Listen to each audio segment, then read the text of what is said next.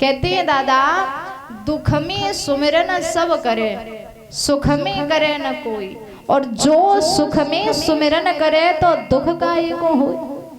बोले लाला सुख के माथे तो सिल पड़े और बलिहारी में हूँ इस दुख की। जब मेरे ऊपर दुख आता है तब हम तुझे याद करते हैं। अगर तू मुझे सुख दे देगा लाला मैं तुझे भूल जाऊंगी। इसलिए मुझे सुख नहीं बल्कि दुख चाहिए। हालांकि सुख और दुख तेरे ही ये दोनों तेरे ही दिए हुए हैं। रो करके मैया बोली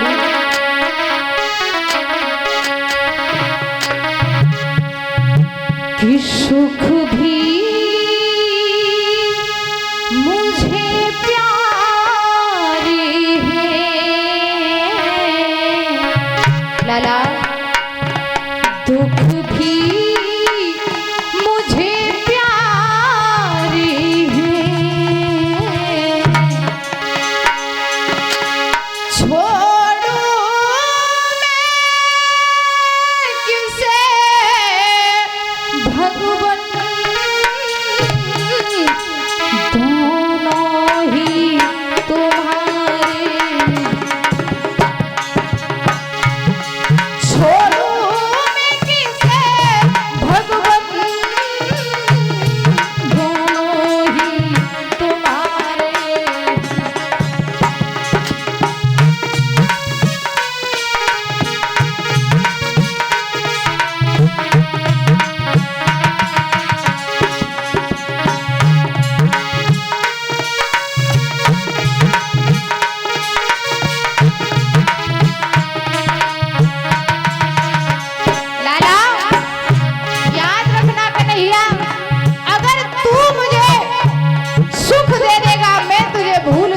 दुख देगा तो मैं तुझे याद करती रहूंगी। और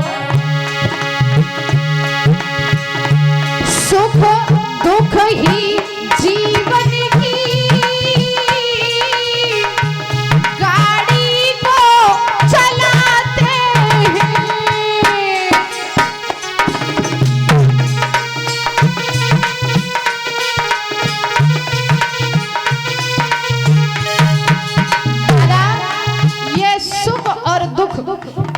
एक गाड़ी के पहिए हैं। अगर एक गाड़ी में एक पहिया टूट जाता है तो दादा गाड़ी खड़ी की खड़ी रह जाती है। वैसे ही सुख और दुख कभी भी हमारे और आपकी जिंदगी में उतार चढ़ाव लगे रहते हैं। कभी सुख तो कभी दुख। बोली मैया समझा करके, सुख दुख ही जीवन की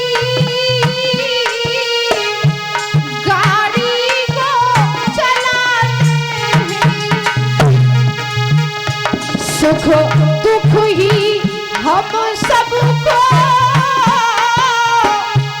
इंसान बनाते हैं, इंसान बनाते हैं लाला। संसार की नदियाँ के, संसार की नदियाँ के दोनों ही किनारे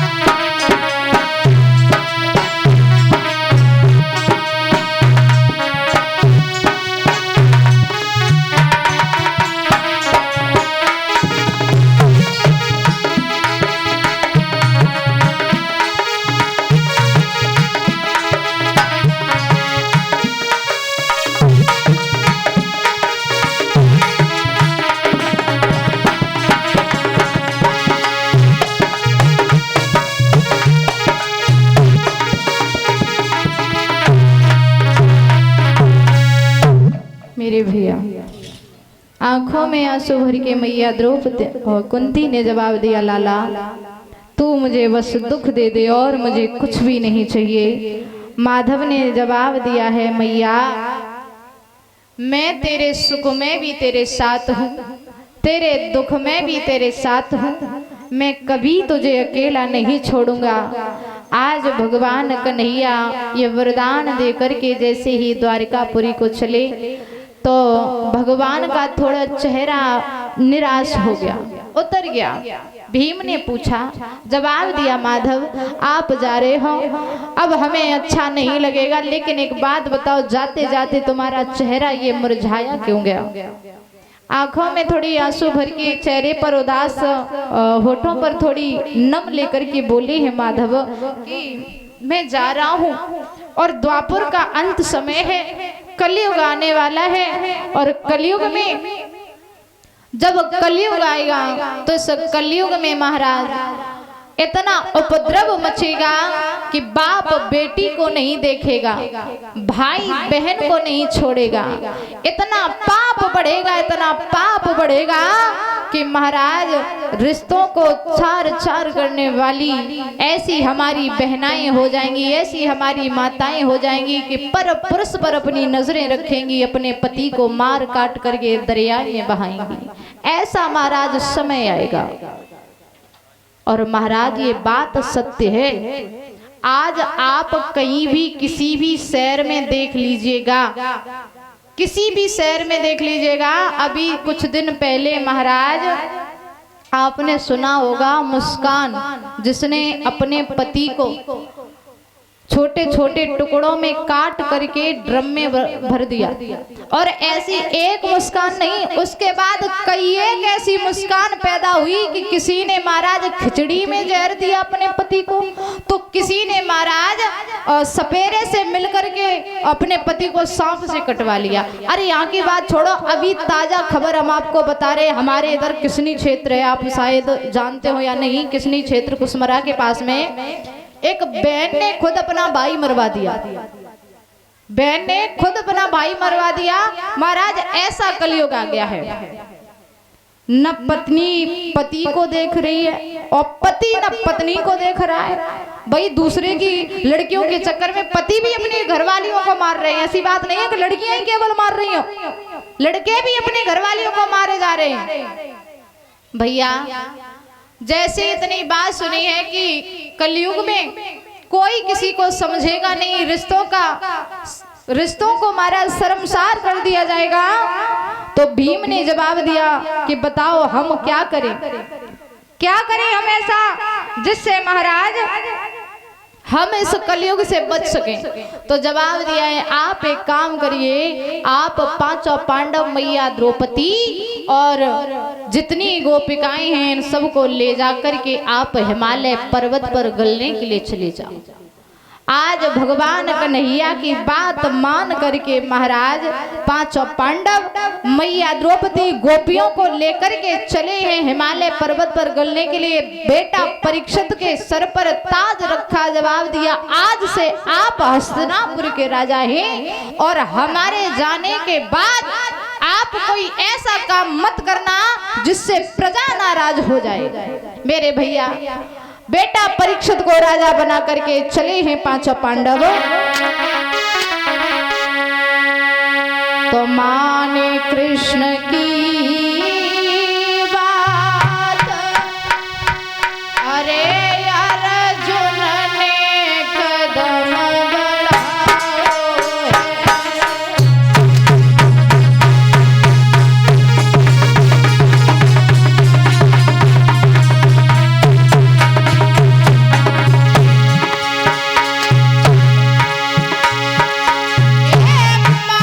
कृष्ण की बात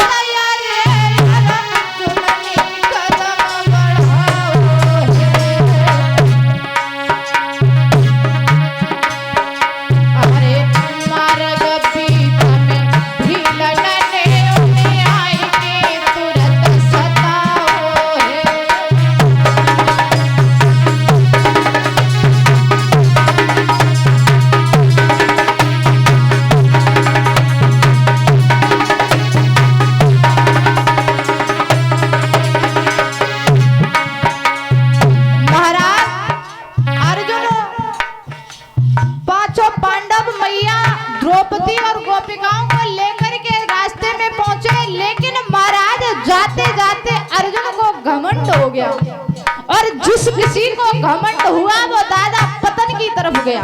जवाब दिया घमंड किस बात का, कि मैंने महाभारत जैसे युद्ध पर विजय प्राप्त कर ली, ये घमंड हो गया। मैंने इतने वर्ष तक राज्य किया और महाभारत जैसे युद्ध पर विजय प्राप्त कर ली, तो भगवान ने माया रूपी भील भेज दिए, और जब माया रूपी भील भेजे बुजुर्गों, वही अर्जुन, वही बाण, वही गांडीवधारी धनुष, जो जब गांडीवधारी धनुष से अर्जुन बाण चलाते थे तो गर्वी औरतों के गर्व गिर जाते थे। आज महाराज धनुष उठाया, बाण उठाया, अर्जुन ने क्या किया, अरे हाथ लयो धन बाण, अरे अर्जुन ने बहुत चलायो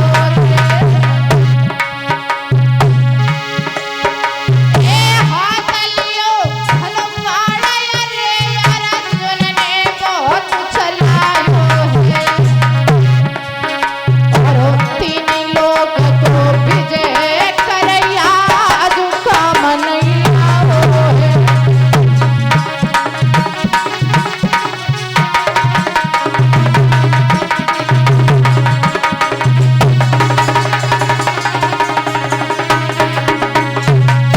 मेरे भैया भीलों ने आकर के गोपिकाओं को लूटने लगे। आज महाराज बोई अर्जुन बोई बाण, काम नहीं आए। जब काम नहीं आए तब बोध आया कि मैं तो कुछ नहीं, जो कुछ भी थे हमारे कृष्ण भगवान थे। आज भगवान को याद किया तो पुनः भगवान आए ही भीलों को मार करके भगाया। आज हिमालय पर्वत पर पांचों पांडव बड़े प्रेम से जाकर के रहने लगे। बोलिए गोविंद भगवान की।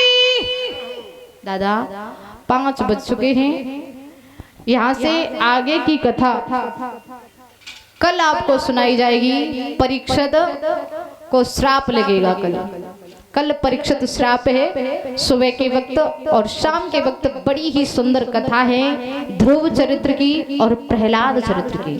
सभी भक्त बड़े ही, सभी लोग काम से निवृत्त होकर के हर्ष उल्लास के साथ समय से कल कथा में आओ, क्योंकि आप लोग नहीं आते हो तो कथा कहने में भी मन नहीं लगता है। अब दीदी काम को टाइम चल रहा, देख रहे हो। मानते हैं भाई, माताएं हमारी लाई करने जाती हैं। सही बात है दीदी जी। देखो हाँ।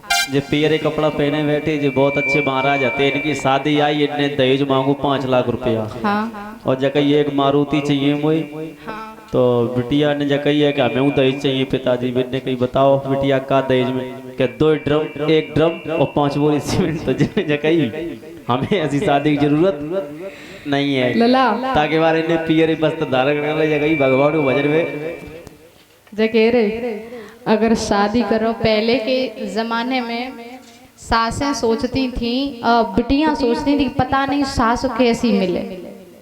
बिटियां डराती थी शादी के लिए कि पता नहीं हमें कैसी सास मिले। और आज कल के जमाने में सासें और लड़का डराए रहे कि पता नहीं हमें बहू और पत्नी कैसी मिले। दीदी जी ये जमाना है लला।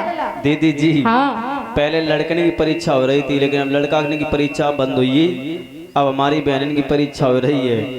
पास हो जाए तो स्वर्ग है और फेल हो तो नरक की टिकट नहीं महाराज। दिवालन पे लोग लटके नरक में, न सोचो तुम्हारे जैसे लड़का ना को ड्रम में दो जा तो ठीक है। सभी माताएं बड़े भाव से एक छोटा सा भजन बोलेंगी। परीक्षित महाराज आप आरती तैयार करवा लीजिए।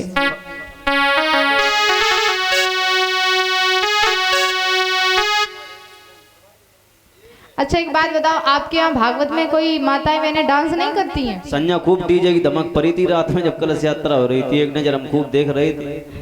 वैसे हमारे क्षेत्र में सच बता रहे हैं कि माताएं बहनें बहुत डांस करती हैं। पता नहीं तुम्हारी इनकी कारी थी, शर्म लगती है राम जाने। अबे देखो संज्ञा के टाइम पूरा चौतरा खुद जाइए। सभी माताएं बोले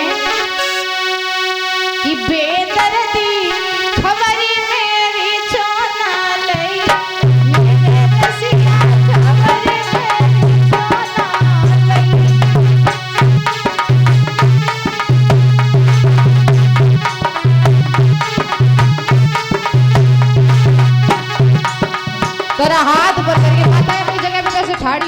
हम देख लें कि हमारी बमौरी की मैया कैसे डांस करती हैं, कैसे नचती हैं। डाल लीजिए, भगवान का दरबार है, शर्म मत करो। बेदर